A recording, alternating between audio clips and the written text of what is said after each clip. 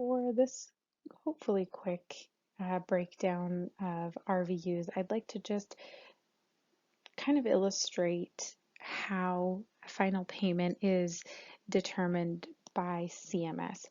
And when you're thinking about reimbursement, we're always going to think about the lowest, the payer with the lowest reimbursement rate, and that's always going to be CMS, aside from self-pay or people who are uninsured and don't, unable to pay. But when we're basing our reimbursement rates, we're going to look at CMS because they are the lowest. They do have the lowest reimbursement rate. And I realized in providing my definition and explanation of RVUs in the brief billing introduction, I did not tell you what the three different RVU values are. And those three RVUs are working RVUs, and that's basically a value that your work for the service is. The next one being, the next one being a PE or practice expense RVU. These are going to be, what is the expense to the practice? And when they've come to these values, they've considered everything from, the cost. What are the costs of the practice? What does it cost to provide the supplies, etc. And then the last being malpractice RVUs. And when you're considering malpractice RVUs, you're thinking, what is the malpractice cost going to be of a joint injection versus a cardiac catheterization? And obviously those two numbers are going to vary. So when you add those three up, working, practice expense, and malpractice RVUs, that is how you arrive at the total RVU value for any service rendered. So that is the first step in getting to that final payment number. Next step is you're going to adjust your total RVU based on your geographic location.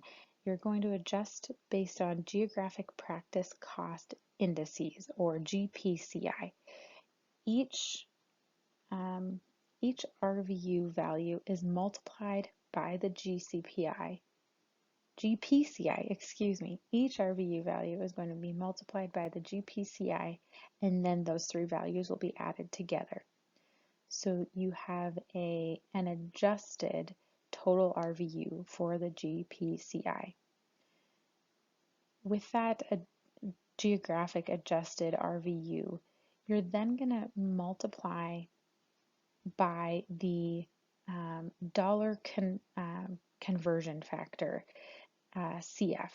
And this number, I think it's interesting to note, this number is calculated by CMS each year based on health costs trends. Interestingly, for 2021, the CF, or conversion factor, that dollar value actually went down over $3. And in looking at trends, I hadn't seen it drop that significantly in a while. So it's pretty interesting with the with trends in healthcare and current events, that number did drop. So it's pretty interesting to follow these things along and how it's going to affect you as a provider. At any rate, after you've found that geographic adjusted total RVU, you then multiply by that dollar conversion factor. So and after that you have a total payment. So just step 4 is just a final written out version of that equation.